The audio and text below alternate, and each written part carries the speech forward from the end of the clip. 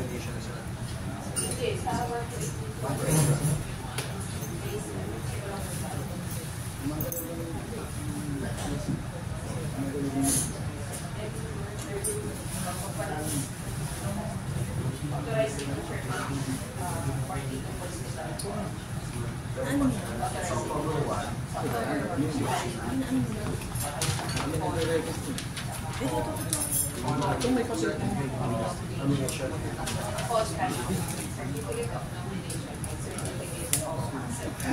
Dalawa na siya.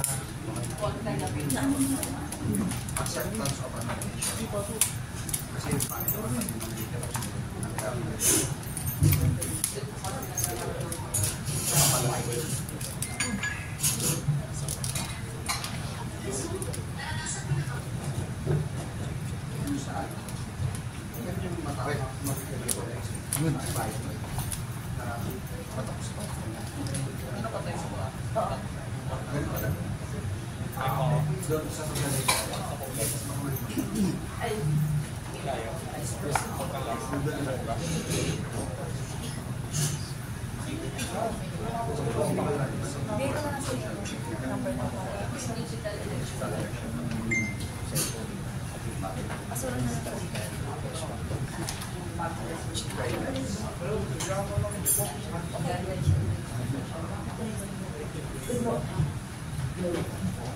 Good morning. Mag-start na ba tayo after the OBD?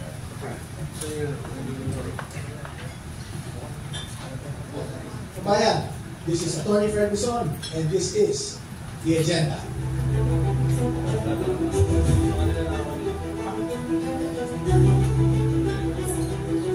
Ano ba talaga ang naging issue dito?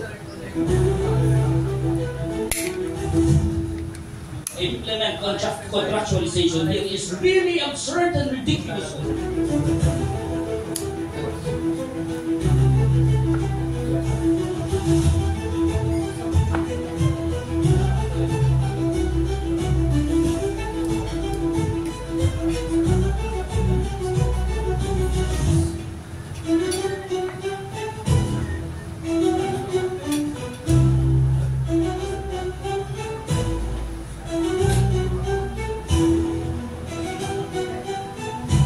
Ibang Manalaw, isa ang agenda. This is Attorney Fred Bison, and this is the agenda. Isang magandang Biyernes ng umaga po sa inyong lahat. Welcome sa The Agenda Media Forum. Sa pangalan po ni Attorney Fred Bison, ako po yung makakasama ngayong umaga, Dexter Garibia. At napakahalaga ng ating pag-uusapan ngayon dahil umiinit na ang ating politika. Yan. Kahapon may mga nagsagawa na ng pagka-anunsyo ng kanilang mga opisyal na kandidato sa pagkasenador, sa mga lokal na pamahalaan, ganun din. Ngayong araw tuloy-tuloy yan. At isa sa mga pag-uusapan, kabilang sa ating pag-uusapan ngayon, nalatag muna natin, doon sa mga nanonood sa atin online, mga nakamonitor sa ating live na telecasts sa mga platform kayo nanonood, magandang umaga at welcome sa The Agenda Media Forum. Ang focus ng ating pag-uusapan ngayong umaga ay yung pagpaparehistro. Hindi yung pagpaparehistro, hindi yung pag-file ng kanilang candidacy, kundi yung pagpaparehistro ng mga social media account ng mga kandidato.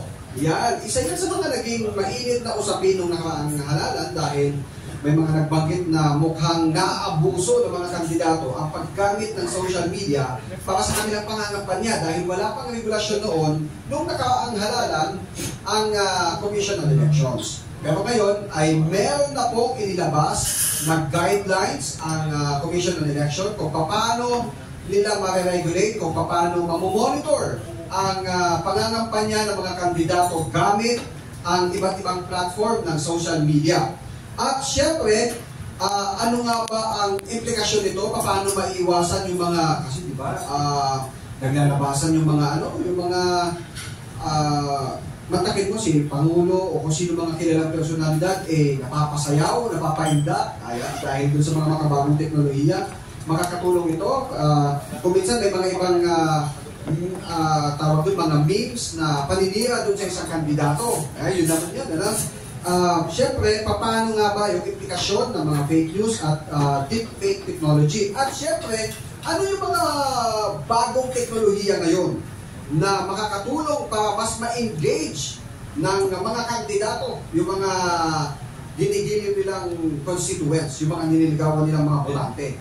May mga makakasama tayo ngayong umaga. Siyempre, para pag-usapan yung issue ng bagong regulasyon ng Commission on Election, makakasama po natin ngayong umaga si Attorney Maria Lourdes Fugoso Alcain. Ayan, siya po ang Chief of Staff ng Office of Commissioner Nelson Celis ng Commission on Election. Good morning, Attorney Maria Lourdes Alcain. Good morning, ma'am. Ayan, naka-open yung mic mo. Ayan. At syempre, kasama din natin, ito, isang eksperto dito sa tawag dito sa election law. Ayan. Si Attorney Mays na lang tawag natin, Attorney Mays Luchavez. Siya ay legal head ng Office of Commissioner Nelson Celis representing Chairman George Erwin Garcia ng Commission on Election. Good morning, Attorney Mays. Yan, mga attorney, mga nagagandahang kasama natin ngayong umaga. Siyempre, ang pag-usapan naman yung mga makabagong platform para paano mas ma-engage ng mga kandidato, yung kanilang mga ginigiliw na botante. Siyempre, kasama natin ngayong umaga ang co-founder at COO ng AsianLink.ai, si Sir Charis Pa. Good morning, sir. Good morning, Dex. Good morning, Attorney Lourdes, Attorney Mays. Magandang umaga mga kababayan. Ayan. Unang tanong, pwede na bang mag-file ng mag-register yung ating mga gustong tumakbo na kandidato ng kanilang social media accounts? Sir Dex, alam niyo po, doon po sa ating bagong Pangulo Resolution number 11064, yung ating pong mga kandidato, yung mga political parties, party lists, yung mga iba pong private or individual entities or organizations na ma-involve or primarily na-involve sa kampanya pagdating ng campaign period, pwede po sila magparehistro ng kanilang mga account within 30 days from the filing of the COC para sa ating mga kandidato at parties. Until December 13 po, 2024. So ngayon, mahaba po yung panahon na ating inilatag, lalo na po ang bago pa rin itong ating. So kailangan mag-file muna sila ng kanilang certificates of candidacy na siyang magsisimula sa Martes na po yan October 1 hanggang October 8. So from then, pag na-register na sila, pwede na sila magparehistro. Yung guidelines po, paano po ito? Ano pong limited lang ba? Mayroon bang limitasyon na isinet ang COMELEC para hanggang 5 accounts lang ang pwedeng i-register ng isang kandidato? May ganun bang limitasyon? Sir, wala naman po tayong limit kung ilan pong social media account or internet websites ang pwedeng i-register ng isang candidate or isang political party. As long as ang website po na ito, ang digital platform, ay will be used for campaigning or for or against a candidate or generally for elections, dapat po nilang i-register. So, unlimited po. Napakadali naman pong pag-register. So, kung ilan pong accounts yung gagamitin nyo, i-register nyo na po lahat. Ayan. So, once na-registered ay nag-file na ng kanyang certificate of candidacy, doon na siya pwedeng magparehistro. At paano po yung proseso na pagdadaanan ng isang kandidato o isang political party o isang vlogger o supporter? Saan ba yung mga vlogger dito na kailangan iparehistro yung kanilang account na gagamitin for campaigning? Opo, yun po yung siguro makikita natin na bago dito kasi hindi lang po natin dito sinasali ang kandidato at political party dahil pagdating naman ang pangampanya, ang realidad po ngayon lalo na sa advent po ng bagong teknolohiya, ang ating mga vloggers, ginagamit din naman po nila sa pangampanya. For transparency po at para masama tayo sa pagsunod sa responsible na gamit ng social media at AI, kasama po sila sa dapat magparehistro din po. Kung gagamitin po nila ang kanilang mga platforms, para po sa pangangampanya. may babayaran bang ano dito? Mga registration fee? Kasi baka yung iba, naku, mga sisingilin kami ng ano dito. Lalo na yung mga vlogger or mga, alam mo yun, yung mga supporter na influencers, yung ano talaga na gustong, eto, gagamitin ko tong account ko dahil libo-libo na yung aking mga ano, para ikampanya ko tong kandidato na to para manalo. Pati yung mga yun, mga individual personalities na hindi naman sa politiko o hindi naman sa talaga known as vlogger talaga? Yes po, kahit po vloggers, yung mga entertainers po natin or media influencers rather, they need to register because ang nasasaklawan po ng ating pong guidelines ay any person that will be using these digital platforms for the purpose of elections or for digital election campaigns. So, doon po sa una yung tanong kung may bayad, wala po. So, very basic po yung registration natin. They have to file it online. So, wala rin po kayong gagastusin pagpunta po ng Comelec. So, nilinaw po natin, free po ito, wala pong bayad. Ito ay open basta lahat ng katakbo, mapal-lokal o national na position. Including political parties dito. Yes. Including political parties. Yes. Hindi kaya kayo mapuno ng ano, tawag doon?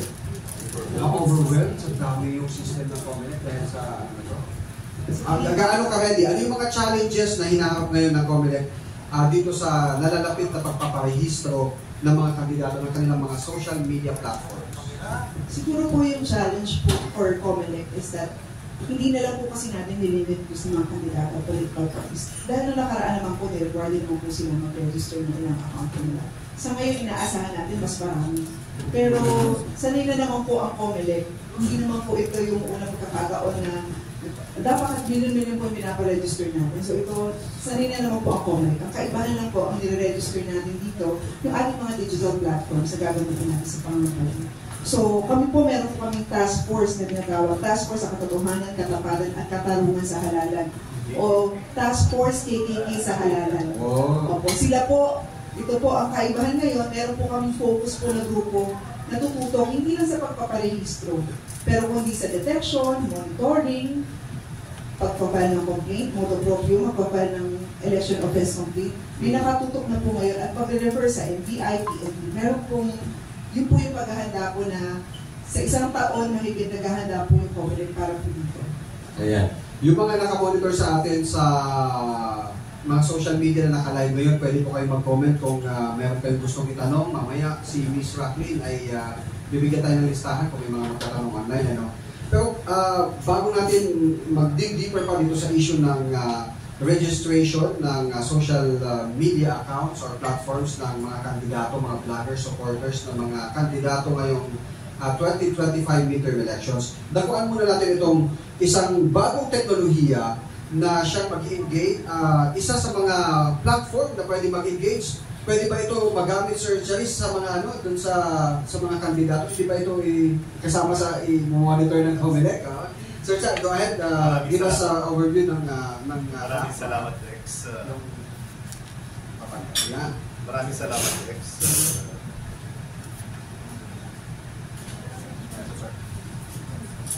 Maraming salamat, Rex, sa inyong tanong. Ang AsianLink.ai or Connect to Use Public Service and E-Commerce, ang mga features po nito ay tatlo. Ito po ay new way for you to be to personalize yung news na gusto nyo, public service na may easy access at seamless integration sa pamumuhay ng tao, and at the same time, e-commerce. Next time around, tatawagin natin news commerce.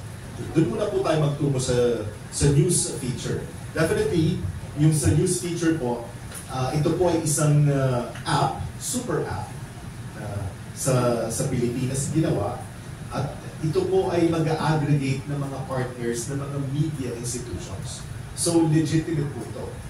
Garantisado po, lahat po ng mga lumalabas sa AsianLink.ai ay coming from our partners na media organizations and news organizations, at yun ang i-aggregate.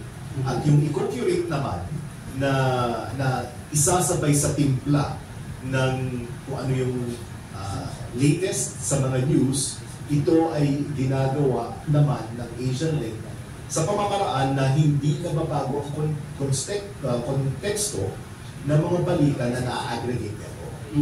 Ang tanong dyan, Sir Cha, baka mga taga-kandidato lang ng Metro Manila pwedeng mag-ano dyan, mag-place ng kanila kung anong gusto nilang i-engage yung kanilang mga voters. Paano naman kami mga nasa probinsya? Pwede ba kami dyan? Yan.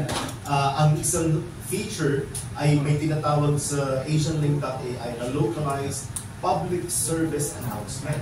And at the same time, localized emergency broadcast management system kung saan yung lokalidad mismo na nangangailangan ng impormasyon sa pamamagitan ng information na ipaparating ng, for example, yung Chief LGU o yung, for example po, ang COMELEC ay merong localized na head ng COMELEC.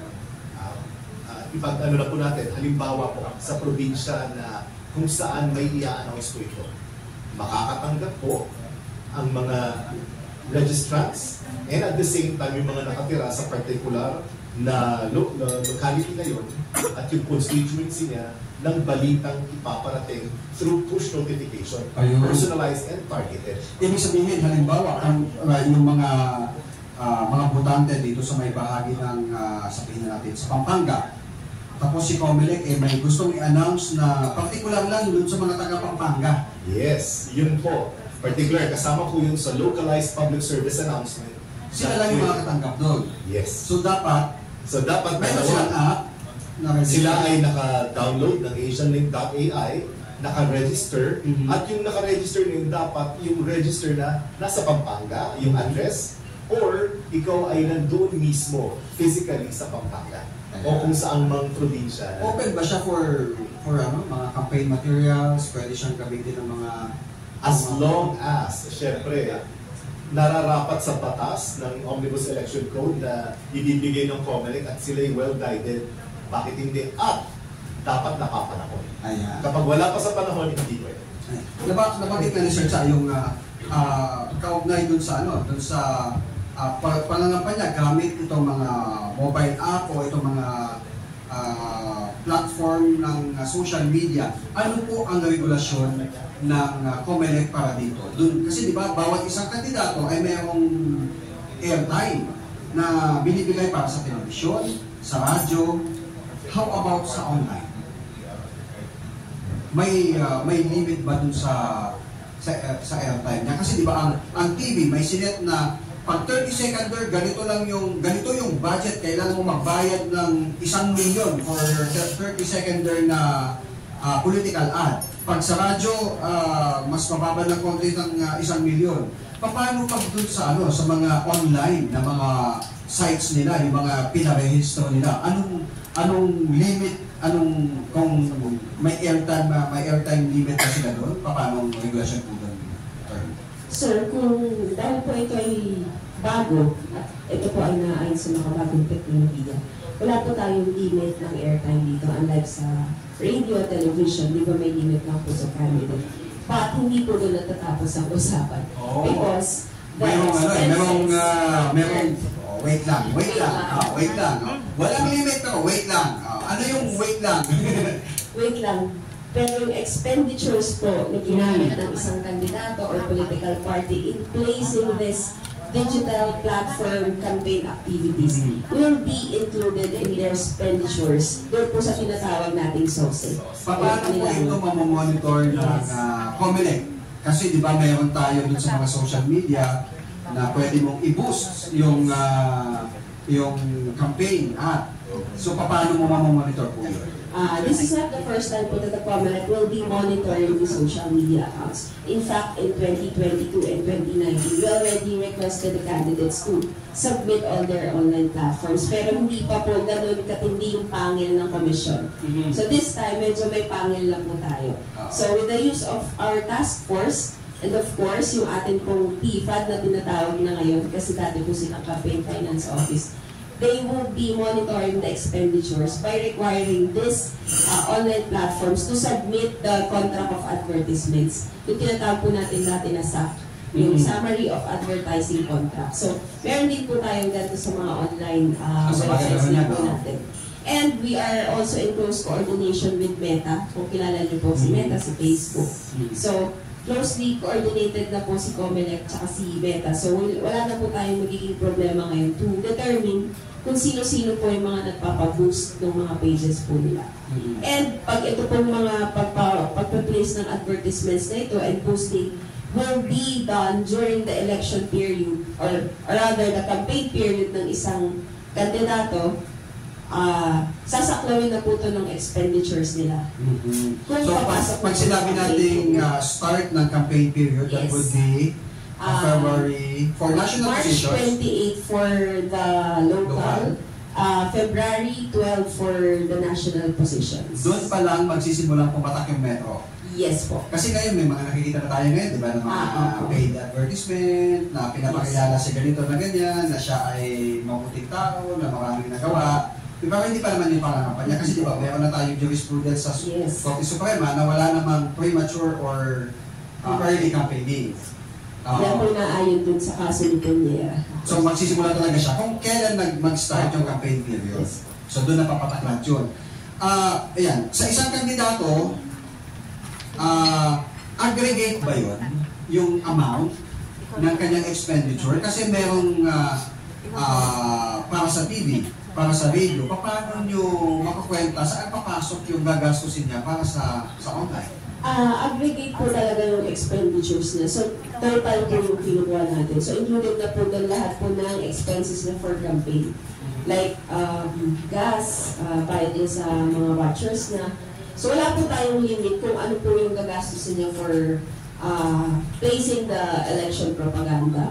But, kailangan pumasok po siya doon sa limit niya na total. Yung pinaka-total na po. Meron kang pang-personal at meron din pang-party. Yes po. Kung may party po siya. Tapos, ano yun, ipag-isahin. Hiwalay po yung sose po ng party. Kaya naman pag may party ka, pero kung ikaw ay independent, yung mag-isa mong gastos 5 pesos per registered voter po. Pag ikaw ay may party, 3 pesos 3 pesos plus 5 pesos na personal. 5 pesos po yung expenditure ng party, but the party shall submit its own source po. So, hindi dapat i-account ni candidate sa kanya. Kaya, kung maalala niyo po, during sa pag-start ng implementation po ng campaign finance rules natin, marami tayong candidates na nag-overspend. Yun pala, isinama nila dun sa kanilang source, yung gastos po ng kanilang political party. So, pero, dapat malinaw po yun. Diba, may prominent na personality, di ba? Na, alam ko, senator, na ano na siya, disqualified na siya perpetually dahil sa hindi pagsasabit ng SOSE. Na-finalize na ba yun? Yung senator natin from Cebu? Na hindi nag-file on time ng kanyang expenditures. Alam ko, umabot na yun sa ambak nung nakaraan na administrasyon. So mukhang under ano pa. Pero hindi na siya tumatakbo dahil most likely dahil doon. So talagang may ipin yung hindi mo pagpa-file o pag hindi ka sumunod dun sa limit. So may overspending po tayo. Kung maalala niyo po, meron pong candidate local, I think, na disqualified because lumagpas po siya ng expenditures na. I just don't know po kung perpetual po yung disqualification na ibinigay po sa kanya. But the non-filing of SOSE po ng 2 at more times ay perpetually disqualification po ang kaarampatang penalty po. Parang ganun yung nangyari kay Senator. Pero, ayun, so balikan natin yung ano, so walang limit sa online. Pati yung size, kasi di ba pag dyaryo ka, merong size na allowed lang doon sa dyaryo kung gaano kalaki yung campaign material mo doon. Pag sa online, kahit yung buong page mo, yung mukha mo doon, lagay mo, walang limit po. Wala pa, sa ngayon. Sa ngayon po wala pa. Pero ang makikita niyo pong limit siguro, or ang katumba siguro ng mga requirements na yun, ay yung transparency and disclosure requirements. Yung po may requirement. Lakihan naman yung font size mo dyan pagdating halimbawa dun sa paggamit mo ng AI, yung visual, audio-visual mo ng mga materials. Kada klase po ng material po, halimbawa visual media, may requirement po. Anong font size mo? Dapat yan, yung color contrast niya, nadidistinguish siya, ganun po. So may requirements po na ganun na dapat maintindihan po ng mga gagamit halimbawa ng artificial intelligence sa kanilang mga materials. Pero kung page ka, gamitin mo, wala pong limit po. Hindi pa po siya kasama doon sa dyaryo at sa Sir, yung AsianLink.ai na app, halimbawa may isang kandidato na mag-place ng kanyang political advertisement o isang campaign. Sa bagay, mahaba pa lang, nagdari pa naman siya mag-i-start, diba yung campaign period para sa national. Itong wala ngayon hanggang sa January or bago mag-campaign period, ano po yung mga special features na pwedeng mapakinabangan ng mga kandidato dyan na ilalayo ko muna Dex siguro syempre sa usaping politika. Okay. Kasi syempre ang AsianLink.ai, your connect to news, public service, and e-commerce ay talagang for info dissemination. Okay? And at the same time, a digital bridge para yung ating mga kababayan ay sa pamamagitan ng teknolohiya ay makalapit sa mga government institutions sa pamamagitan ng ating app. Halimbawa, Sir Cha, yung may napansin si isang AsianLink user na naku, itong size ng tarpaulin ni Congressman ay hindi sumusunod sa hindi sumusunod dun sa patakaran ng ano ba pwede niya gawin? Magagamit ba yung AsianLink para magsumbong sa Congress? Salamat, Dex, sa tanong na yan. Ang AsianLink.ai ngayon ay may tinatawag na event or crime reporting. Kung saan dati, hanggang ngayon naman ay meron pong 911 ang ating PNP. At yan po ang ating kaagapay ngayon. Ngayon po, sa pamamagitan ng AsianLink.ai, ay kapag kukunan mo lang, alam na po ng nearest police kung saan po yung ito. Real time. Okay. Ngayon po, pag-uusapan patungkol sa COMELEC o may vote buying and everything, sa ngayon, hindi pa po, wala pa pong systems and technical integration ang COMELEC dahil po ito ay for crime reporting pa lang. Siyempre may mga darating ang pagkakataon, sa mga susunod na pagkakataon, kapag may partnership na po ang COMELEC at ang AsianLink, pwede na po siguro pumasok yan dahil jurisdiction ng COMELEC pagdating sa mga political crimes. Pero sa ngayon, hindi po muna. Ang focus po ng AsianLink.ai ay event and crime reporting. Na sa mga susunod na pagkakataon, siguro mas mapapalawak pa natin yung serbisyo. Hawak ang inyong cellphone, smartphone lamang, ay makakarating na agad sa nearest police station yung nais kong isumpong. Yun. Baka sa mga susunod na linggo, mayroon ng features doon sa chat. Kasi habang papalapit, kailangan din ng COMELEC ng mga eye, mga mata. Kasi hindi mo lahat mamamonitor yan eh. Yung mga gumagamit ng malalaking phone o kaya sumuko yung airtime nila, nakamonitor ng mga sa mga TV or sa radio, gumamit ng mga foul words o mga gano'n. So kailangan mo ng mata ng publiko na siya magsusumbong doon sa mga violations ng mga kandidato. Na parang, pwede ba yung may sistema ba yung COMELEC para tumanggap ng mga reklamo ng laban sa mga kandidato? Currently po, we have modes for filing the petitions. Doon sa COMELEC mismo, yes, sa mga local COMELEC offices? Yeah, during the barangay elections, we had a task force delegated to accept these complaints. Those who are posting their posters ahead of the campaign period. Yung mga bawal paglagyan ng tarpaulin. Mga malalaki, sobra. May parusa ba yun? Yeah, actually, it's a violation po. At sabi ni kandidato, hindi, tinanggal ko naman kagad nung sinita ako. Meron naman po silang notice actually. Binigyan po sila ng due process to remove that. But if they're gonna stay it there after pa rin nung pagsita or yung summons po sa kanila, then the violation would set in. So this during that time, during the barangay elections po, sa task force were delegated to accept yung mga complaints. So people, yung private parties po talaga ang nagsasubmit ng mga complaints na ito po yung kandidato namin, ang laki ng poster nakalagay sa barangay hall. So, based from dun sa complaints ng mga tao na yun, nagkaroon po ng motu proprio petition tong task force natin. for the election offenses of these candidates. So probably in the 2025 election, since wala rin po ang COMELEC na talagang website dedicated para i-upload itong materials na ito or itong violations na ito, we're still banking on the eagerness of the parties or the private people na, na sila po ang magsuplong and to call the attention of the COMELEC. Kung lumagpas po ito sa mata ng mga task force na meron tayo sa komisyon. Paano po yung guidelines para dun sa mga media outlets na may TV na may radyo pa, tapos meron silang online? Paano yun? Kailangan ding i-register ng mga media outlets na itong online ay tumatanggap ng political ad or something like that? May ganun bang provision?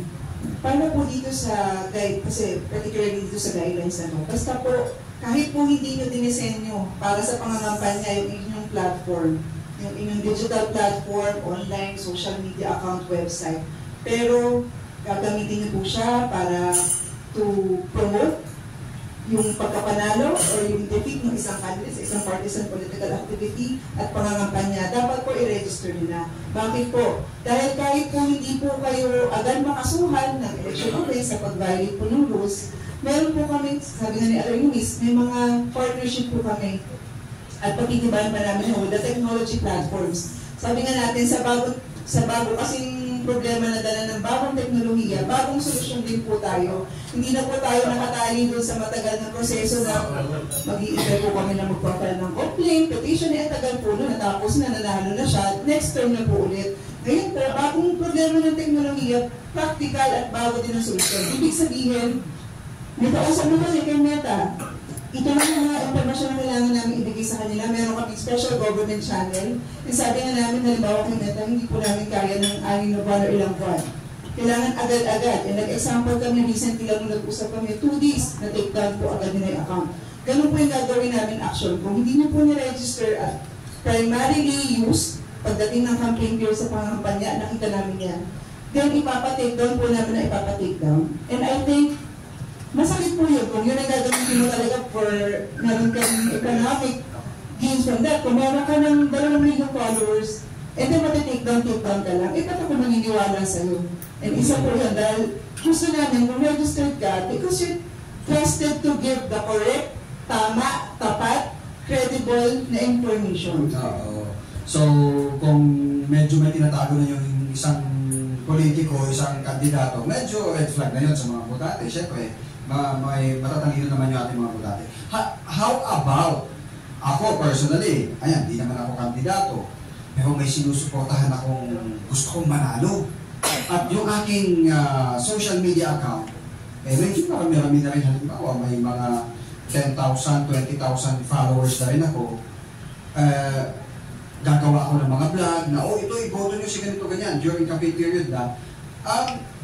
Kailangan ko bang i-register yun, yung aking personal account? Sabi ko nga po, kahit man hindi mo dinisenyo yan para ipangampanya, pero pag nakita po namin, pagdating ng campaign period, ang primary use na ginagawa mo ay para mangampanya, kahit hindi lang isang tao. Sampung kandidato yung pinapangampanya mo, ibig sabihin, primarily used for campaigning talaga during the campaign period. Then kung ako po sa inyo, may ilang million kayong followers, ipa-register nyo na po kasi kung talaga naman kung gagawin niya, bakit ayaw niyo pong maging transparent?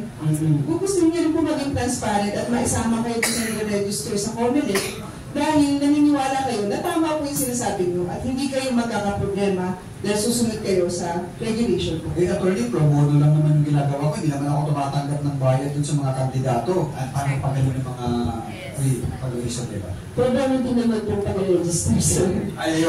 Wala naman. Wala naman yung bayad. So, tayo po, yes, at kahit ilang website po i-register natin, wala pong bayad. So, bakit hindi po natin susundin yung pagpaparehistro kung tayo naman ay pure yung intentions natin yung campaign talaga. If you really believe na itong kandidatong to ay magandang advokasya, then the more na dapat meron kang intent to register para talagang legal at alam mo sa sarili mo na totoo yung ipinapaskill mo sa iyong online platform. How about yung yung paggamit ng social media, pinapayagan naman sa atin na siraan yung isang kandidato. Pwede yan? Ginagamit ba yun sa pinapayagan ba yun ng COMELEC? Pag partisan political affiliation, siyempre gusto mo it's either i-combine mo para manalo or matalo. Pero ibang usapan po pag disinformation at misinformation. Yan po ang mahalagang fake news. Fake news. Yan po ang bawal na bawal. So, isang aspeto lang po yung pag-register sa guidelines na ito.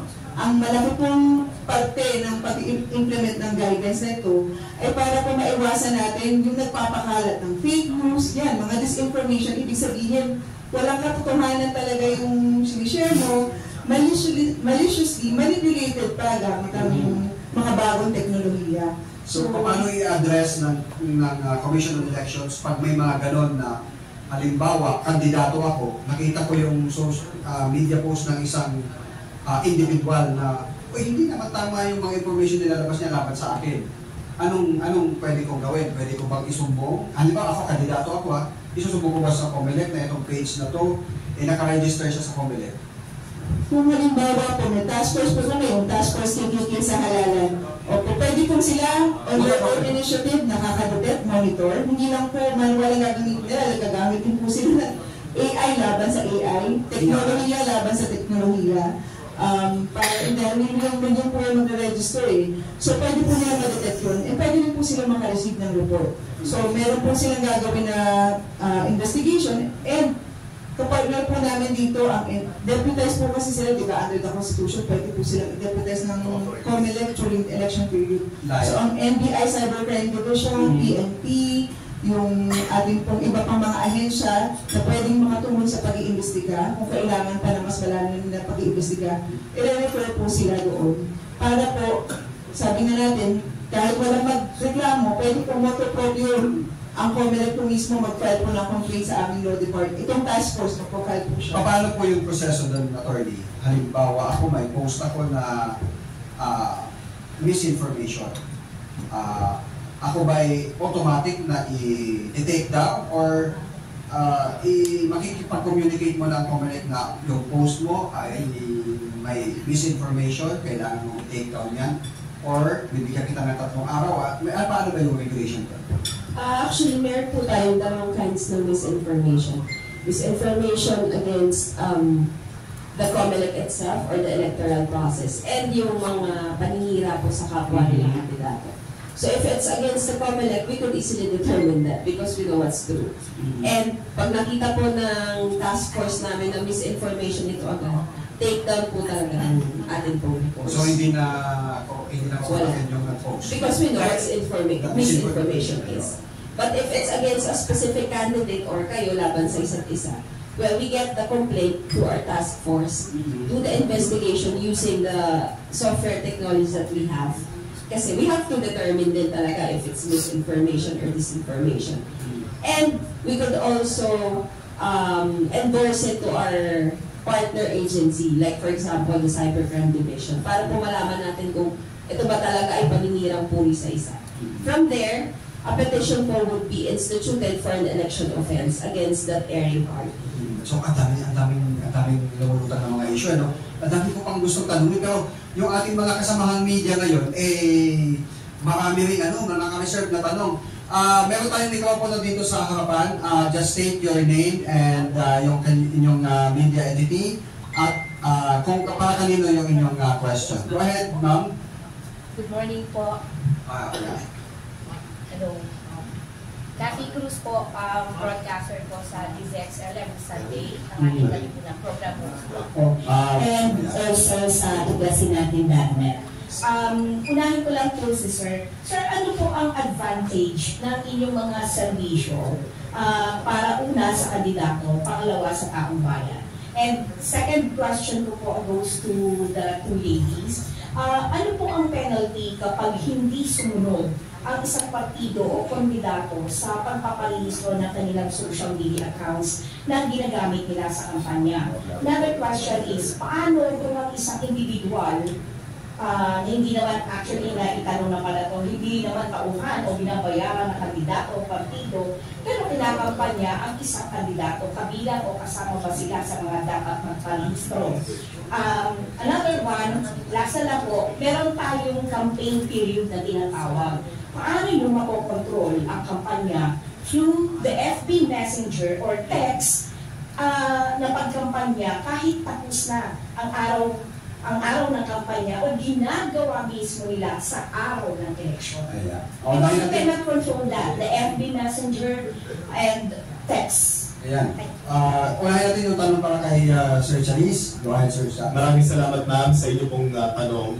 Makakaasa po ang taong bayan, ang ating sambayan, lalo-lalo ng ating global Filipinos, na ang ating AsianLink.ai na app ay makakasiguro ka na ang mga lumalabas na balita ay galing sa mga partners na media organizations. Na alam naman natin, ang kanya-kanyang iba't ibang media organizations ay napaka-stricto at meron silang sariling ombudsman pagdating sa mga bahagi nila o pinapamahagi o isipsiwala. Lahat po yan dumadaan at amin pong ina-aggregate. So meaning to say, yung lakas po ng individual na media organization, lahat po yun makakasama at makikita niyo po sa AsianLink.ai.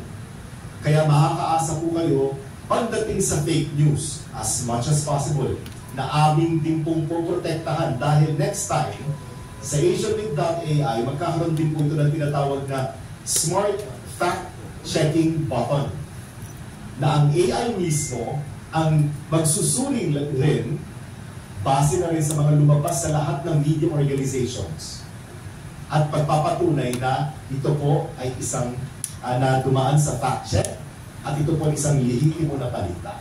Yun po may tutulong sa publiko ng AsianLink.ai. Maraming salamat po sa panahon. Ayan, so thank you, Sir Charis.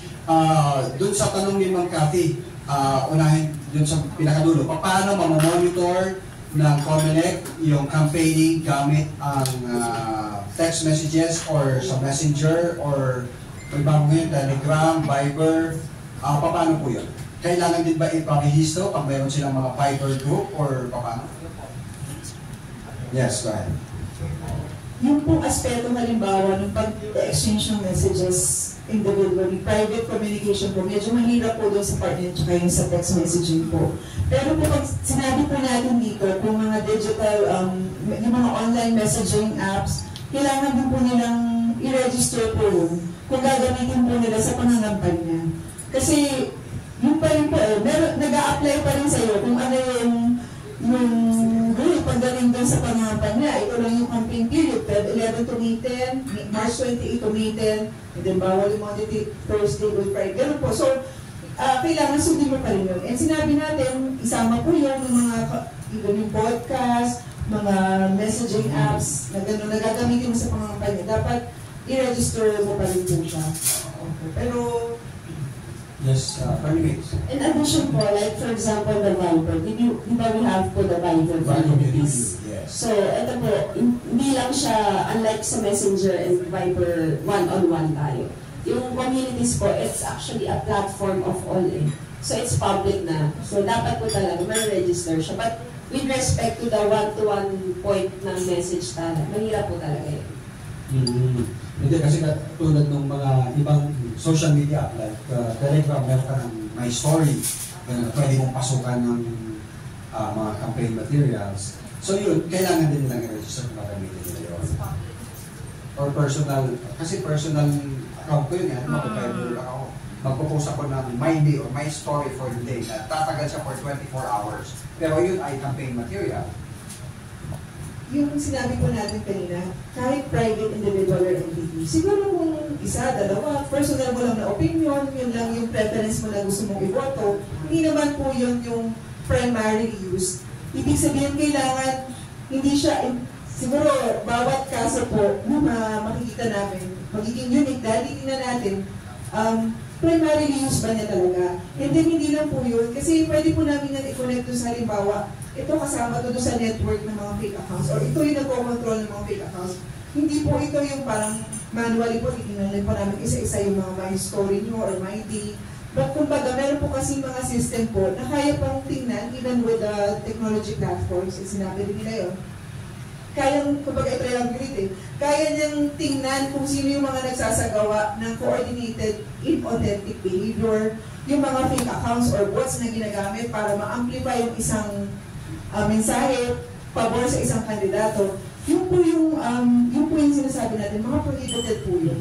Bakit po? Kasi yung voter behavior po, ini-influensya niyo po sa maling pamamaraan. Hindi po totoo yung mga mensahe at informasyon, kundi automated system na kunyari, parang sabi nga nila, astrosurfing, parang yung grassroots kunyari yung suporta mo. Pero sa totoo lang, 1 week, 1,000 fake accounts pala yun. So yun po ay madidetermine, madidetect po siya. And even the digital forensics of NBI, si NBI po very eager po sila na tulungan kami dito. Sila po magiging malaking tulong to identify those networks. Okay. Penalty, yung number 1. Yung penalty. Yeah, balik po tayo sa penalty. Actually po, generally, si COMELEC po is empowered by the Constitution to supervise, regulate during the election period all medium of communication, all media of communication rather, and all other franchises as regulated by the government during the election period. Along with the power of the COMELEC to enforce these rules during the election period, we promulgated the Fair Elections Act. Under the Fair Elections Act po, we have the duty, the COMELEC, to regulate and supervise all communications using this media. Alright? So dahil tayo po ay may power or authority to regulate or supervise, yung mga rules and regulations po natin na ibinababa ng Commission, this is to ensure that we will not violate the Article 261(z)(11) of the Omnibus Election Code, which calls for the dissemination of disinformation and misinformation and false information rather. So a violation of this po would be an election offense against any person. So the law is clear, it's against any person. Hindi lang po siya against a candidate, hindi lang po siya against a political party. So violations of these rules promulgated in lieu of the elections could be a ground for an election offense. That's for the candidates and the any person po. With respect to a political party, if you would notice, mas mabigat po siya. This could be a ground for the cancellation of their registration. Why? Because Section 6 of your Party List System Act provides that a violation of any rules or regulations relative to election law would be a ground for a party list to be deactivated. Okay? So if kung mapapatunayan po, based from this complaints na talagang po namang pagtutunan pansin ng ating task force ng inyong political party ay may violation sa rules and regulations issued in lieu of the exercise of the election, then that could be a ground po for the activation and cancellation of your registration as a political party. Well said. Next question kay Sir Ricky. Yes, Nicky Rivera po ng Glory Page. Ma'am, theoretical to. Sinabi yun. If I'm, for example, a die-hard Bong Revilla, si Senator Bong Revilla is running for the Senate, di ba? So, die-hard ako kasi magaling siya sumayaw sa TikTok. Anyway, meron akong 1 million followers. And then, ginamit ko ngayon yung SOCMED ko. No? To promote him. Pero I'm not even a member of his party. Wala ako sa campaign nila. Hindi naman ako troll, hindi ako binabayaran.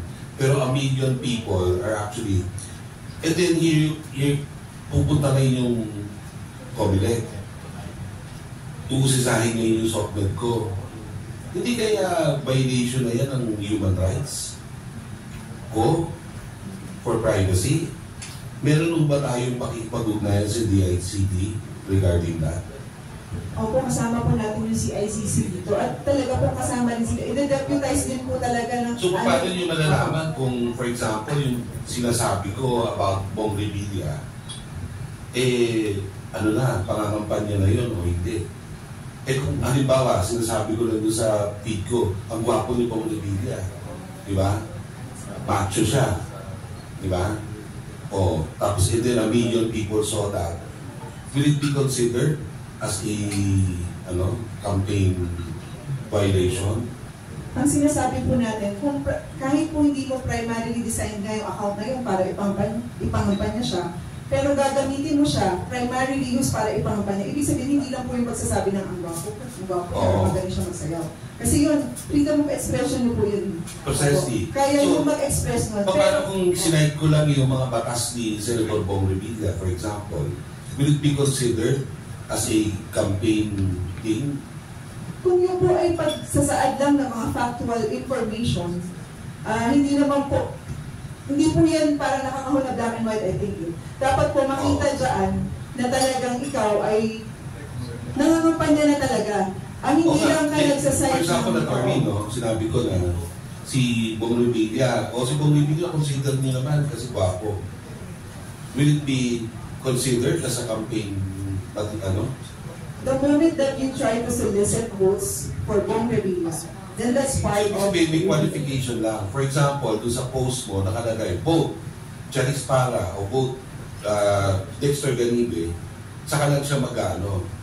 Kapag po tayo ay nagsumisit na ng boto, so direkta. Pangangampanya na po siya. Oo, pero pag indirect, pwede. Indirectly, actually sinasabi po natin dito sa ating guidelines, katulad ng mga dati nating guidelines, kung ano ba yung, dinagdagan lang natin ng digital. Yung digital ay yung platform ng ating course. Pero yung election campaign, as it is, yun pa rin po siya. So yung dating sinasabi na directly or indirectly soliciting votes, pledges or support for or against any candidate, matagal na po yan nakasama sa definisyon ng election campaign. Okay. So, kapag po, hindi naman po yan, isang beses nagsalita, campaigning na. Titingnan po yan sa konteksto po ng ano ba yung post nito. Pwede makita pong gano'n eh. So, it's either po, kung hindi kayo nagpa-register, then doon po kayo masasama kung may nag-report po, ito nangangampanya so, talaga. Who's to say na merong historical yun? Sinong pwede magsabi? Korte, Comelec, DICT, AI, yung machine nyo, software, who? Sino magsasabi na itong may pattern itong behavior na may pattern to leading to this condition, yung sinasabi nyo na campaigning?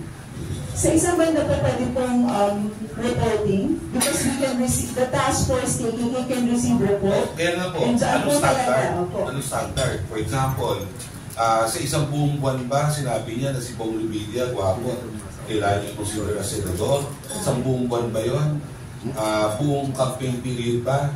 Meron ba tayong gano'n? Kasi yung ang gusto sabihin ni Sir Ricky, yung frequency ng pagpo-post ng kanya. Kasi wala pang standard eh. So, parang, although may prohibition na hindi mo dapat gawin yung that particular behavior, nonetheless, there is still no standard. Kung para sabihin mo na ang isang post, political, campaigning o hindi. Baka yun yung butas. Hindi kaya ako nire-raise, ma'am kasi it can be disputable. Sinong pwedeng magsabi? Si Comelec?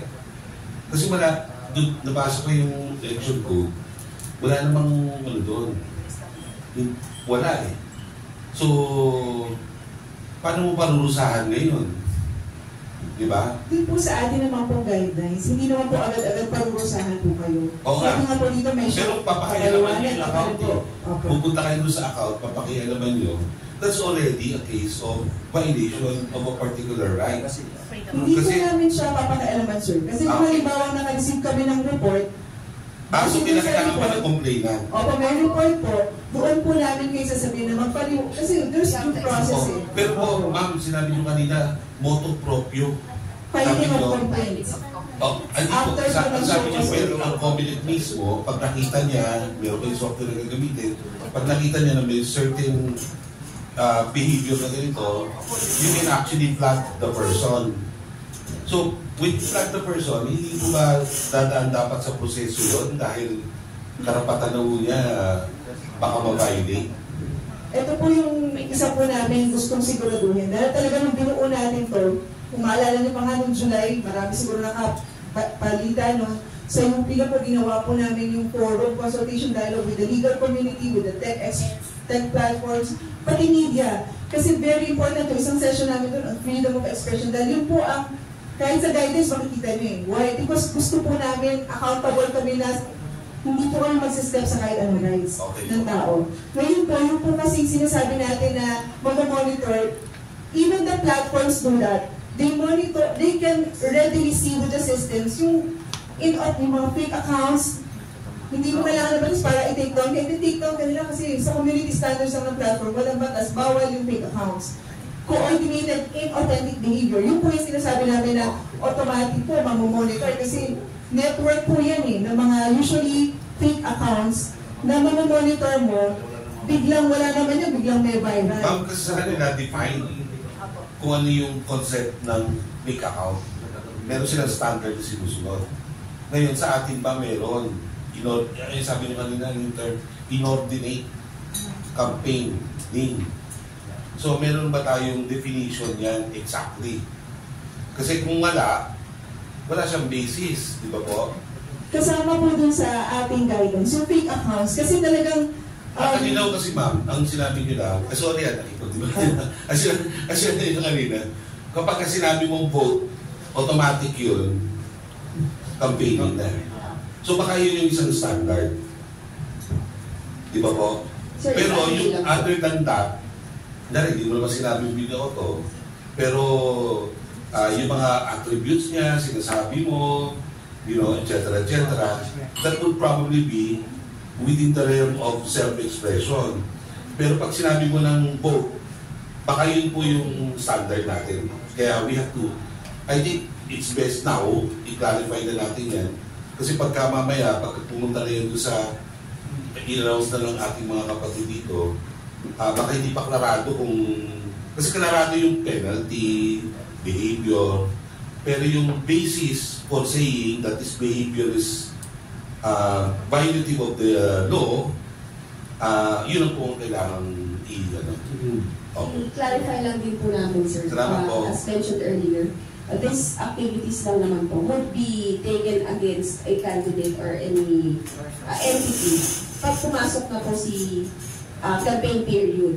Feb 11 for the national and March 28 for the local.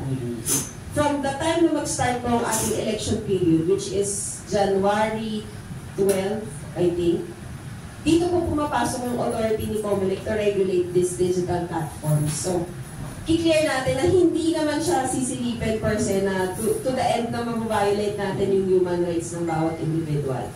So, i-investigahan lang yung account mo pag may nag-flag sa'yo, may nag-complain sa'yo. And yung motu proprio petition na sinasabi natin, motu proprio in a sense na si COMELEC ang magpa-file, but bago tayo dumating doon sa point ng filing na ito, merong investigation, merong referral sa mga agencies na tinatawag.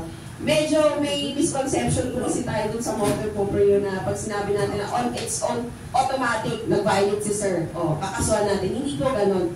We have a letter or summons asking the other party to explain or to take down that website or post. So, hindi po automatic yung petition. Hindi po agad sinabi natin na motu proprio ay kakasuhan agad. Of course, you have to observe due process din po. And yun yung isang standard na sinasabi natin na mag-start ito during the election period for any person, but for a candidate or a person who is running for a position, magiging candidate lang naman siya pagpasok po ng campaign period natin. So doon lang po natin masasabi na ang activity na ito ay partisan political activity. And the election code actually defines kung ano po itong election campaign na yun. Yun po ay mga activities na partisan political activity during the campaign period po. Attorney, sandali lang po sinasabi nyo, effective lang siyang kandidato pagka nag-start yung campaign period. Di ba ang officially candidate siya pag diniklara ng COMELEC na official candidate na sila? The law provides po na ang candidate ay kandidato during the start of the campaign period po. Pero officially, pag dineclare silang official candidate, consider na silang candidate? No po. Hindi ba? So only the start of the campaign. Yes po. Ayun. Binawi lang po natin siguro yung tungkol dun sa fake accounts. Sa fake accounts po, kasi ito po, sinabi namin may pagpapartner na with Meta. Bago pa po mabuo itong guidelines na to, sometime nitong early this year, ang Commission ng Election ay isa lang sa ilang election management body, siguro 3 lang, yung inimbitahan ng International Foundation for Electoral System, kasama ang lahat ng big boss ng mga platforms na ito, Google, Meta, TikTok, all of them, para bumuo ng isang voluntary election integrity guidelines for tech platforms. Ibig sabihin, bago pa po namin ito binuo, meron na po kasi commitment yung mga, hindi lang yung sa Asia Pacific or Philippines na Meta or TikTok, but doon sa kanilang mga headquarters, nag-commit na sila that they will follow these guidelines, voluntary guidelines. Launch pa po ito itong March sa ating Summit for Democracy sa Korea.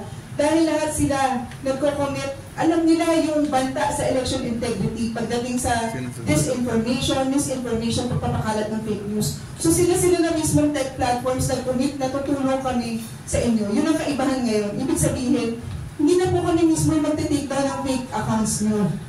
Kasi sa level pa lang po nila, iti-take down na nila yung fake accounts nyo. Eh wala pong batas na sasakop sa kanila para sabihin na, bakit nyo tinanggal yung fake account ko? Eh, fake account ko yan. Diba?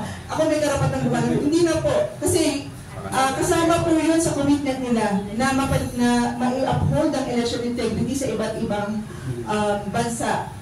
At one point, meron kami sa Nepal ng 10 na election management bodies all over the world. Pinag-uusapan noon at si Commissioner Nelson Celis, ang aming Commissioner in charge for the Task Force KKK sa Halalan. Isa po siya sa nag-present noon. Ito ang mga plano namin para makapag-partner din ang citizens, CSOs, ang technology platforms para mabantayan natin yung election integrity. Actually, sa buong mundo, trailblazer po tayo pagdating dito. Very specific on the application. Inaamin po natin na hindi po ito madali. Bago po ito mga bagong teknolohiyang kaharap. Pero inaasahan po natin na sa level pa lang po ng ating mga voters, sa kanila pa lang po meron na silang gagawin na disclosure. Ito, ginamit ako ng AI. O sa level pa lang po nila, titigil na po tayo sa pag-create ng fake accounts. Sayang din po kasi kung iti-take down din po, sayang din naman po yung mga followers nyo kung gagawa kayo ng violation, tapos later, mati-take down kayo just because of the violation. Ma'am, merong feature ngayon ang sa mga social media, napansin ko lang lately, na pag nag-post ka ng photo or video, may option na powered by AI, parang gano'n.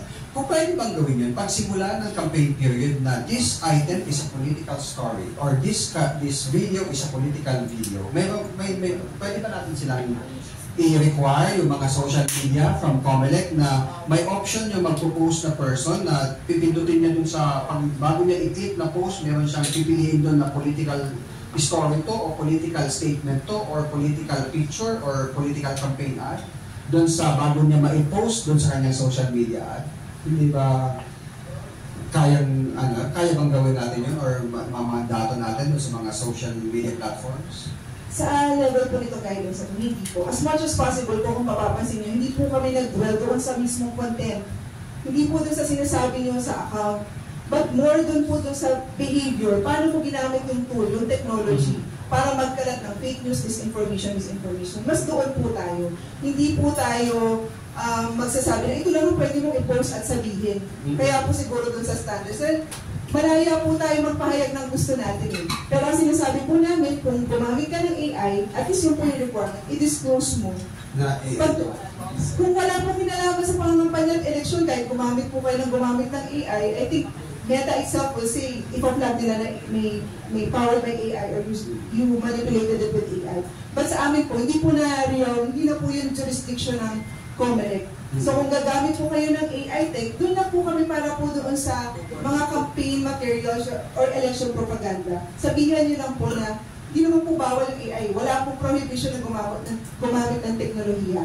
Ang prohibition po is pag ang teknolohiya at social media ginamit mo para sirain yung integrity ng election natin, dahil sinisira mo yung integrity ng information, At yung pong credibility po ng mga impormasyon in relation to sa conduct of elections at electoral process. Yes, madagdag ko lang, Dex, yung binabanggit kanina ni Attorney, yung mga technology companies, mga investors, lalo-lalo na yung mga nauna pa na gumagamit ng teknolohiya ng AI, EU na napaka-stricto o yung European Union at sa North America at sa ibang mga Southeast Asian nations. Meron ng tinatawag talaga na self-regulation na kanilang tinatakda ang mga technology companies mismo. Ngayon, mapunta naman tayo doon sa binabanggit ni Attorney at yung natanong mo na bakit yung ibang mga technologies ay meron ng tinatawag na nililabel na. Doon na talaga patungo kasi ang EU in particular, yung European Union, kasama na doon sa batas nila, yung AI Regulatory Act nila. Kailangan may labeling. Ito ay gawa ng AI. Ito ay gawa ng AI. Ito ay boses na created by AI. Ito ay minanipula. Sorry for the term na minanipula. But ito ay binago ng AI para sa ninanais mo bago mo i-publish. Kailangan na kasulat na ito.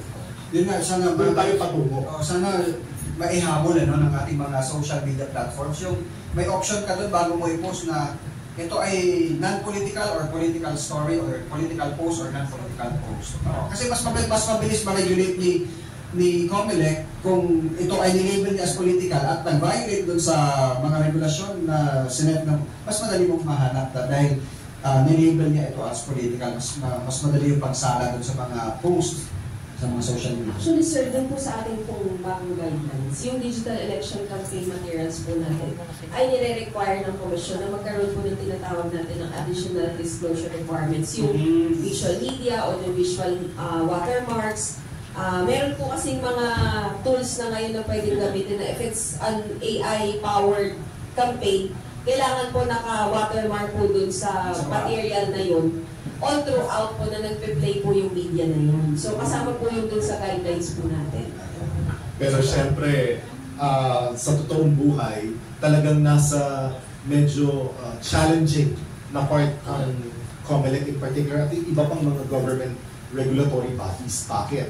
Kung titignan natin, ang technology ngayon sa sobrang bilis, mas marami ang mga creation na pwedeng gamitin ng mga tao para i-deepfake, gumawa ng fake news, tanggalin ang watermark, kaysa detection na mga lumalabas. Ano ibig ko sabihin?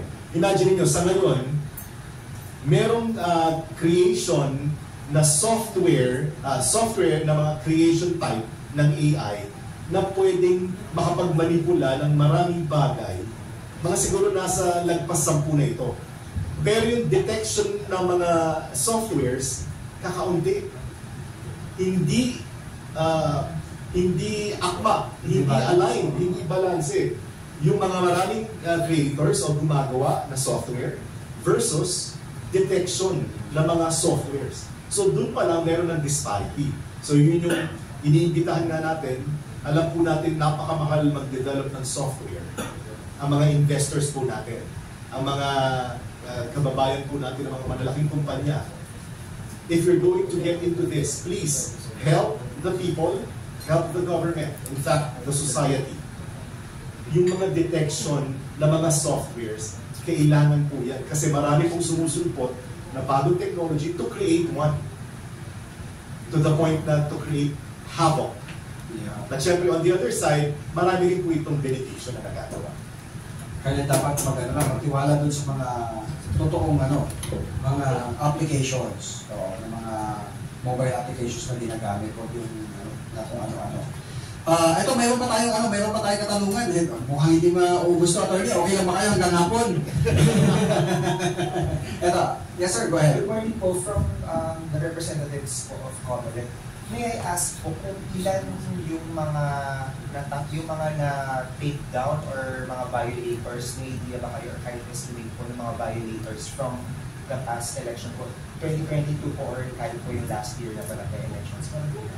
Yung po kasing guidelines natin was just promulgated this September 17 by the ANBAC. Dati po registration, gano'n po. Pero hindi po yung ganito po na may nakatutok na task force. So, medyo hindi rin po gano'n kadali yung pag-take down noon. Kaya po sinasabi namin na ang kaibahan ngayon, the platforms themselves, nag-commit na tutulungan tayo. At may special, kumbaga parang po tayo may special lane. Hindi na po tayo nagmamakaawa na para din po awa inside yung ano na po itong ginagawa nitong account na to. Masisira na po, hindi na po matutuloy ang eleksyon kung ganyan po yung pinapakalat ng account na to. So sa ngayon po, may commitment po yung platforms at meron tayong special channels para mas madali po. At ang malaking part po nun, pag sinabi lang po ni Comelec, for example sa Meta, that they violated this regulation, these rules, itong guidelines po natin na ito, and galing po sa ating special government channel na may authorized po na email, madali po for the platform para po i-take down po ito. Yung nga pong sinubukan namin, 2 days or 2 out of 3 accounts po agad yung na-take down. So, example pa lang po yun, dahil hindi pa naman po tayo nagsisimula ngayon para sa implementation nitong guidelines po. Pero just to clarify po, meron pang mga na-disqualify na mga candidates po because of this? Wala, bago pa lang. Okay. One last na po kasi during the 2022 elections, nagkaroon kami ng parang research po and parang ano na rin, parang social experiment with regards dito sa mga social media users who are monetizing, yung binibenta nila yung mga pages nila or yung accounts nila na napakadami na yung mga followers during the campaign. Pasok ba ito doon sa resolution or yun sa pag-monitor sa pag-monitor? Paano nyo po ito, paano nyo po ito inaano? Yes, Attorney Mays? Yung guidelines po natin for the digital election campaign, kung ito pong mga platforms na ito ay used primarily for election partisan activities or partisan political activity natin, they will be included po. But with respect to the aspect na binibenta nila for politicians, I think it's a different pattern na po out of the grasp of the Commission on Elections because sa kanila na po yan yung bentahan na po na nangyayari. But for the digital election campaign na pinopost po dito sa mga online platforms na ito, yes, they will be included naman po. Regardless kung ibinenta or hindi. Okay. Pero kasama ba siya sa ilalagay or ilalagay ng mga candidates po? Bakit meron sila yung binili po nila? Yeah, of course, opo. Ayan, isang katanungan pa? Yes, go ahead. Sir? Mr. Chot Velasquez ng Elizabeth Broadcasting. I'm the Executive Director. So, ang curiosity ko, tutungo na sa Asian Link, yung mga magre-report, for example, kung whatever related sa are you going to reward them kung magre-report using yung Asian Link or out of your patriotism, nationalism, then Asian Link, yung isang tanong ko po sa Asian Link. And also yung owner pa, kung magpa-participate sa inyo, what's in it for them? Like sa amin, kung we will get connected to Asian Link, what's in it for me, for us, to connect with Asian Link? Maraming salamat sa tanong mo. Naniniwala po ang Asian Link, ito'y base na rin sa aming research. Ang Pinoy po ay talagang mabait. Ito po ay meron talagang taglay na Good Samaritan in them. At ito pong event and crime reporting po ay yun po ang nagiging pundasyon. Yung mga nais po na mag-report para po sa unang-una kung sila po ay apektado. Kunyari sila ay may concern. And at the same time, gusto po nilang gumawa ng mabuti para sa iba. Yun po talaga yung naging basihan kung bakit po itinuloy po ng AsianLink.a na magkaroon ng event and crime reporting. Ngayon naman po, what's in it for the person, na user? Kami po, ang AsianLink.ai, kasama na rin po ang citizen journalism o citizen journalists na kung tawagin natin yung mga civilian, ay naniniwala po sa kasabihan na para po magkaroon ng magandang public safety, hindi lamang po ang otoridad ang may kinalaman dito o may concern dito. Ito po ay dapat maging responsibilidad ng lahat. kasama na rin po ang mga users ng AsianLink.ai, kasama na rin po ang mga common tao, lalo-lalo na ang masang Pilipino. Kasama sa pag-educate na maging responsableng user ng social media platform. Last question. Yes, sir. Go ahead, sir. Good morning po, Madam Carolyn. Madam na taga-family. Hindi naman siguro mapipigilan na eh. Pero wala namang batas sa pwedeng kumadlang sa kailang pangangampanya na ngayon. Kahit wala pang election period. Obvious ba? Di ba yung mga commercial ng mga politikos ngayon? Ang magagawa siguro ng Comelec is just make sure to level the playing field. Maybe you encourage yung broadcast media, for example, na tatanggapin naman yung mga proposals sa mga commercials or mga promotions ng mga kandidato. Walang kakayanan na magbayad ng limpak-limpak na salapi. Di ba? Sa broadcast media, lalo-laro na. Encourage, pwede ba yun? From Comelec and encourage naman ang private sector, especially private media, to level the playing field and to accept ito and subsidize somehow yung mga candidates who have the least means, di ba? But they have the full capacity to run and be rightful and honest citizens, honest officials of our land. Yun lang po. Ano po masasabi ko? Yes, sir. I agree with you na kailangan po natin talagang i-level the playing field of all the candidates. That's why in the disclosure of our expenditures, meron po tayo limit na itinakda. And bagamat wala po tayo ngayong guidelines o wala po tayong batas na nagsasabi na pwede pong ikarga ng mga private sectors ito pong maliliit na mga kandidato natin.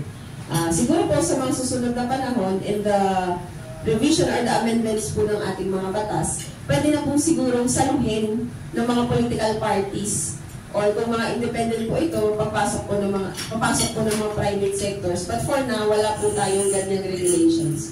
So ngayon po, meron lang po tayong leveling the playing field.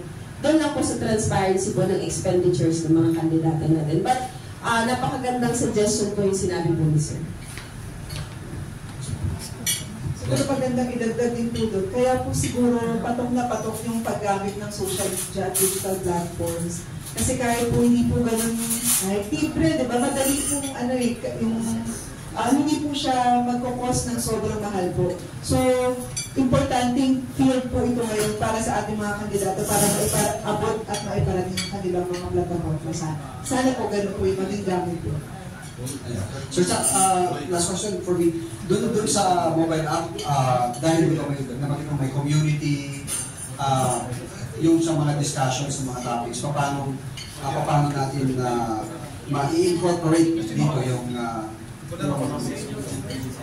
parang fast-paced change ng technology or meron tayo ngayon. Salamat, Bex. Ang mga technology companies at iba't ibang mga platforms, kung mapapansin nyo, mayroon talagang communities na tinatawag. May kanya-kanya silang communities. Kaya nga, dumating ang punto na ang, for example, ang Meta, ang TikTok ay may tinatawag ng community policy. At napaka-stricto nila. Ni walang warning. Talagang tatanggalin mga ako pag nag-violate. Kasi, yun naman ay ang kinagandaan dahil sa self-regulatory na ginagawa nila. Okay, matanong naman sa AsianLink.ai. Ganun din si AsianLink.ai. Meron din community policy kung saan stricto tayo na oo, maaari ka magkomento sa mga ideya pero hindi mo pwedeng patipusin ang tao. Hindi pwede ang mga hate reading, hindi pwede rin ang mga bashing na personal. Kung opinion lamang, okay lang ang opinion. At ito naman ang ating pinopromote sa community kahit sa ibang mga technologies o platforms. Sa AsianLink.ai, ganun din. Kaya naman, for example, ang Comelec, magkakaroon ng clean elections. Pwede magkaroon ng community under AsianLink.ai na pag-usapan lahat ng mga patungkol para lamang may sakatuparan ng clean elections ng ating bansa. Siguro, messages, parting words sa ating mga guests ngayong umaga. Actually, dahil ko kang katanungin, kanya lang medyo, nagutom na siya, sir. Ayan, siguro may part ko ito sa Ricky, na pwede natin makasama din yung mga social media platform, yung mga Meta, TikTok na pwedeng mag-discuss, may share natin sa ating mga kababayan kung paano yung self-regulation na gagawin nila pag simula na nung campaign period. Ayan. Go ahead, Attorney Mays. So, maraming salamat po sa opportunity ibinigay niyo po sa Commission on Elections. Ang gusto ko lamang pong sabihin, ang isa pong malinis at tapat na halalan ay hindi lang po responsibilidad ng Commission on Elections. Ito po ay responsibilidad natin, mga Pilipino. Bawat isa po sa atin ay may obligasyon na tayo po ay mag-observe or manalangin o i-project natin ng ating pong election ay maging malinis at tapat. Ako din po siguro, bukod po din sa commitment ko ng Commission on Election na kami po ay magiging source ng tamang informasyon at totoong informasyon tungkol sa election. Ang isa pong importante din po naman sa amin na gusto ko po maiparating sa mga kapwa natin ng mga Pilipino, lalo na po yung mga kabataan po, yung mga young voters na gumagamit itong social media. Nasa level po natin, kaya po natin pigilan ang pag-spread ng fake news, disinformation, pagtataguyod ng electoral integrity. Paano po, no? Gamitin po natin yung ating discernment, critical thinking po, bago po tayo mag-share. Mag-aral din po tayo po ay nag-aaral, tinitingnan natin, tama ba ang source? Galing ba ito sa COMELEC? Trusted ba ito? Ito ba isa sa mga naka-register doon sa COMELEC website? Plataforma ba talaga ito ng kandidato na sinusuportahan ko? O baka fake news ito? Nasa level po natin, ang unang level po ng pagpigil po para po maikalat po ang disinformation or misinformation. Tulungan niyo po yung COMELEC, kasama pa po yung ating, hindi lang yung technology platforms, but pati po yung ating mga accredited citizens arms. At tayo pong, yun, mga kabataan po talaga, pinapanawagan ko dahil napakalakas po, lalo na pagdating dito sa digital election campaign. Yung mga candidate, pwede na ba sila mag-register by October 1? Yung mga vloggers, mga individuals. Basta po ma-share na po ng COMELEC sa aming website. Yung gusto po kasi sana namin, hindi na po yung, kasi pinag-uusapan po natin digital election campaign, sabay ang haba po ng pila sa Intramuros para mag-file. Gagawin po natin mas madali din po and efficient. At online na po yung gagawin. I-announce na i-announce po natin, abangan niyo po sa aming COMELEC website po. At sa aming official, verified COMELEC Facebook page sa Meta. Sir Cha, your words? Nakikisa po ang AsianLink.ai para mag-disseminate ng impormasyon na nais niyo pong iparating sa publiko. Sa panig naman ng AsianLink.ai, your connected news, public service, and e-commerce, kami po ang magsisilbing digital bridge para po sa mga kanayunan natin na may mga smartphones. At ito po ay nais kumonekta para sa mga serbisyo publiko at makahanap ng mga lehitimong balita at impormasyon. At next time, e-commerce na tinatawag natin news commerce na very personalized ay inyo na pong i-enjoy sa pamamagitan lamang sa inyong palad at sa inyong cellphone. Maraming salamat, Dex, COMELEC, sa